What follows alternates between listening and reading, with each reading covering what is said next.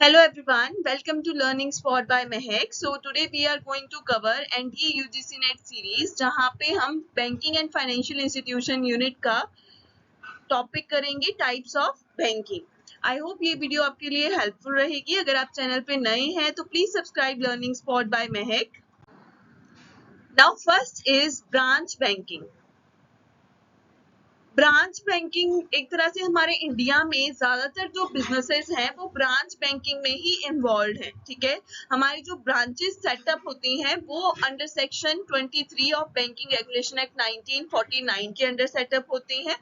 Branch banking refers to a system in which bank provide banking services through a wide network of branch offices means एक ही bank की बहुत सारी branches होती है जो wide network जो है वो कवर करती है। ठीक है, सपोज एक सिटी में 10 ब्रांचेस है एक ही बैंक की, तो जो अकाउंट होल्डर है वो कोई भी नियर बाय ब्रांच चूज कर सकता है to make deposits, withdrawal and avail of other services। ठीक है, now branch should cater to all the banking services. हर ब्रांच जो है जितनी भी बैंकिंग सर्विसेज होती है जो उसके main head office branch provide करती है वो सारी सर्विसेज वो ब्रांच भी प्रोवाइड करेगी। Include a specialised branch, satellite office, an extension counter, ATM, administration office, service branch, credit card centre for the purpose of branch authorisation policy.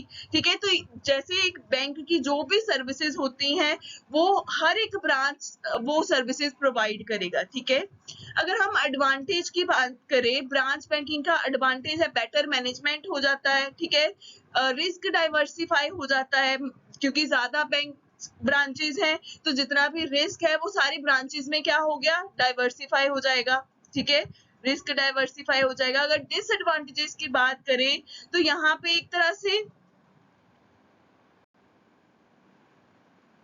it might encourage outside local influences।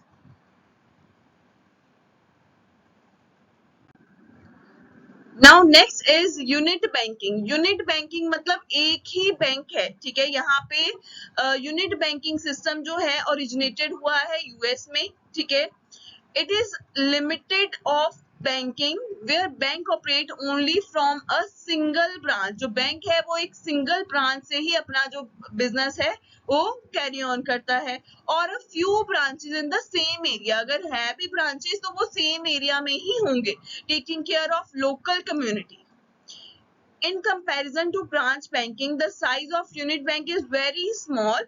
Due to small size and due to unit structure, the decision making in unit bank is very fast। कोई भी decision लेना होता है वो fastly ले लेते हैं। But यहाँ पे डिसएडवांटेज इनका ये होता है जो रिस्क है वो डाइवर्सिफाई नहीं होता, जितना भी रिस्क है वो सिंगल यूनिट बैंक का ही होता है। ठीक है, बट ये बैंक्स जो है एक तरह से डिस्क्रिएशनरी पावर इनके पास ज्यादा होती है। ठीक है, मतलब डिसीजन मेकिंग पावर इनके पास ज्यादा होती है। ठीक है,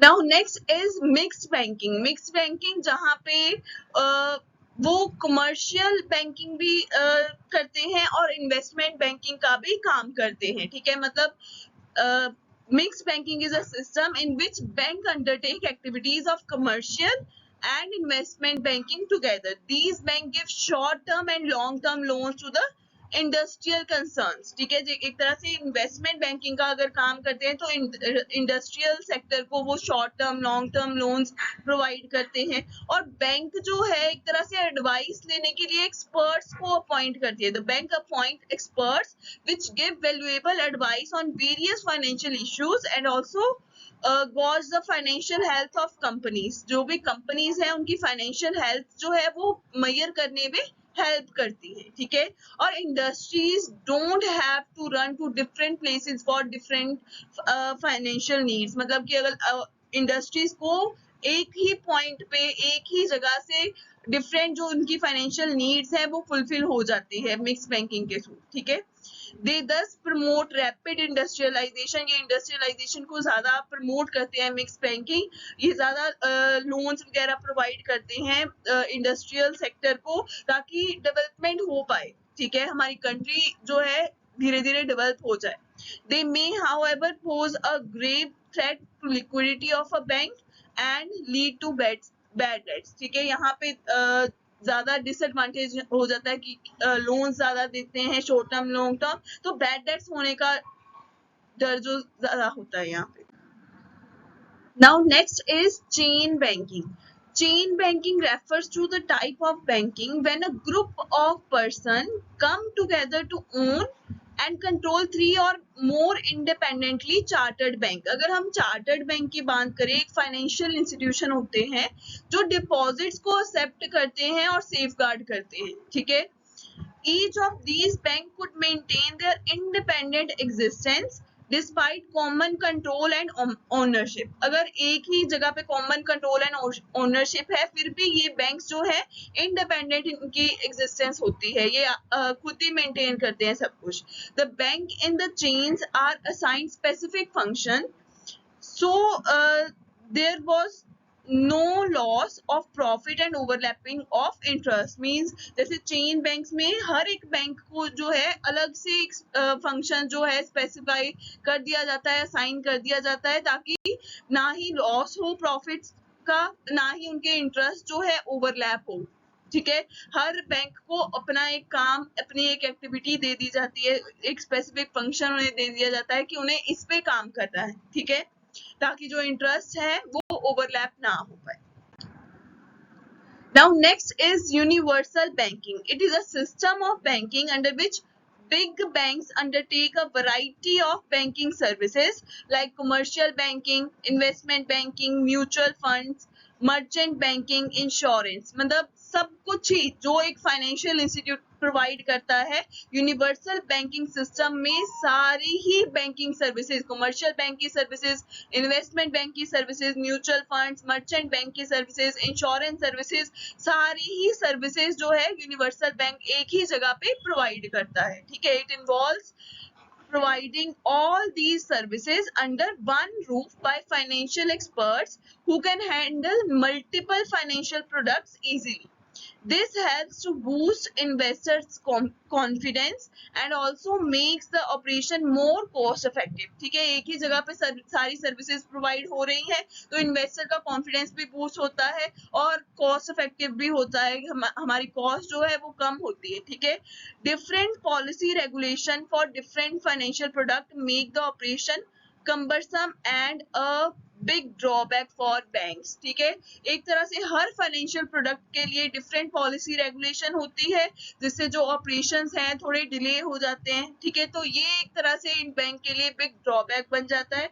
if such bank fail it will lead to a big dip in the customer confidence. अगर ये बैंक फेल हो जाते हैं तो कस्टमर का कॉन्फिडेंस बहुत ही ज्यादा लूज हो जाता है, ठीक है। Now next is relationship banking. Relationship banking is a banking system in which bank make deliberate efforts to understand customers' needs and offer them products accordingly. Relationship banking में एक तरह से ये banking system में customer की needs को समझा जाता है, ठीक है, उसके अकॉर्डिंगली प्रोडक्ट ऑफर किया जाता है, ठीक है। ये एक तरह से प्रॉपर बैंक जो है कस्टमर्स की क्रेडिट वर्दीनेस को स्टडी करके ये इंफॉर्मेशन प्रोवाइड करता है, ठीक है, बैंक्स को। It helps bank to gather critical soft information about the borrower. जो भी बोरोअर लोन ले रहा है उसकी इंफॉर्मेशन, उसकी क्रेडिट वर्दीनेस, वो क्लाइंट रीपे करेगा लोन या नहीं करेगा, वो सारी इंफॉर्मेशन बैंक को प्रोवाइड करता है, ठीक है। एंड यहाँ पे client to often become responsible and avoid moral hazard behaviour. Means वो रिस्पॉन्सिबल हो जाते हैं, ठीक है, और मॉरल हैजर्ड बिहेवियर जो है वो अवॉइड कर देते हैं, मतलब वो धोखाधड़ी नहीं करते, टाइम पे पेमेंट वगैरह कर देते हैं, ठीक है, ताकि उनकी क्रेडिट वर्दीनेस बड़ी रहे, रिलेशनशिप एक अच्छा बना रहे बैंक्स के साथ। बैंक में discourage borrower to invest in high risk projects, ठीक है, जो भी बोरोअर होते हैं उन्हें हाई रिस्क की प्रोजेक्ट्स में इन्वेस्ट करने से वो डिस्करेज करते हैं। Client can often renegotiate their loan terms and hence result in inefficient investment for bank. यहाँ पे रिलेशनशिप बैंकिंग में क्लाइंट्स जो है बैंक्स के साथ लोन टर्म जैसे इंटरेस्ट रेट वगैरह नेगोशिएट कर लेते हैं, ठीक है, जो कि बैंक्स के लिए इन्वेस्टमेंट वहां पे करना थोड़ा इनएफिशिएंट हो जाता है। Now next is virtual banking. Virtual banking is performing all banking operations online, ठीक है। जैसे हमारे बैंकिंग मार्केट में एक ग्रेट रिवोल्यूशन आ रहा है, ठीक है, कॉन्टिन्यूसली स्ट्रगल हो रही है, एक तरह से कंपटीशन भी बहुत बढ़ गया, जैसे पेटीएम, गूगल पे, फोन पे और भी बहुत सारी ऑनलाइन एप्लीकेशंस आ गई जो एक तरह से वर्चुअल बैंकिंग का काम करते हैं, ठीक है। As banks don't have physical offices, these banks don't have physical offices, they find the options very cost effective। यहाँ पे ऑनलाइन ट्रांजेक्शन्स हो रही है, बैंक ट्रांसफर्स हो रहे हैं, ठीक है। तो the bank does pass these benefits to customer in form of waiving of account fee और हायर रेट ऑफ इंटरेस्ट। ये जो वर्चुअल बैंक्स हैं ये एक अकाउंट फी या रेट ऑफ इंटरेस्ट लेके ये सर्विसेज ऑनलाइन प्रोवाइड करते हैं अपने कस्टमर्स को। The trend is catching in Indian market, but some typical fears still grip an average Indian who still places more trust in bank staff with whom they can personally go and talk and rather than relying on machine। ज्यादातर जैसे banking system में ये revolution जरूर आ रहा है, but फिर भी कुछ सिटीजन्स के अंदर ये एक तरह से फेयर होता है, वो ज्यादातर फिजिकल ऑफिस में जाना ही ट्रस्टवर्दी समझते हैं, ठीक है, rather than on machines। Now next is Islamic banking। Islamic banking is banking or banking activity that is consistent with principle of Sharia and its practical application through the development of Islamic economies। यहाँ पे Islamic banking के उनके अपने principles हैं जो वो follow करते हैं। शायरा के प्रिंसिपल्स इसे हम बोल देते हैं, ठीक है, शायरा के अंडर ये इस्लामिक प्रिंसिपल्स बने हैं और इस्लामिक बैंकिंग के अंडर उनके अपने प्रिंसिपल्स हैं जो वो फॉलो करते हैं बैंकिंग ऑपरेशंस करते टाइम, ठीक है। As an Islamic bank is entirely operated using Islamic principle, while an Islamic window refers to services that are based on Islamic principles provided by a conventional bank, ठीक है। ये जो banking services provide करते हैं ये Islamic principles को ही follow करके provide करते हैं। Some commercial bank offer Islamic banking services through dedicated windows or section। One of the primary difference between the conventional banking system and Islamic banking system is that Islamic banking prohibits usury and speculation। means जो gambling है वो prohibit करते हैं, मतलब वो उसमें मानते नहीं है, जहाँ पे स्पेकुलेशन वगैरह आ गई वहां पे वो डील नहीं करेंगे, ठीक है। इन particular Islamic law prohibits usury, the collection and payment of interest, also commonly called Riba in Islamic disclosure. तो यहाँ पे इंटरेस्ट कलेक्ट करना और उसकी पेमेंट करना वो यहाँ पे प्रोहिबिट है। In addition Islamic law prohibit investment in businesses that are considered unlawful. Unlawful businesses में ये इन्वेस्ट नहीं करते, वो यहाँ पे उन्हें हराम बोल देते हैं, ठीक है।